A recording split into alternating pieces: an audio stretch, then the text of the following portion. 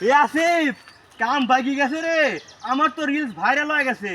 একদিনই একটা video 5 million view হয়েছে, অ্যাকশন আর 1 লাখ লাইক, আর শেয়ারের পর শেয়ার, শেয়ারের বন্যা বয়ে যাচ্ছে।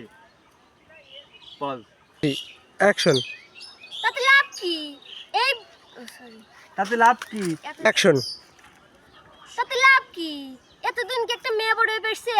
এই ভিউজ দিয়ে কি মেয়ে পড়বি নি? না না। দাঁড়া, অ্যাকশন তোর কথা শুনে মনে হচ্ছে তুই মনে হয় আমার ভালো চাইস না। না, না।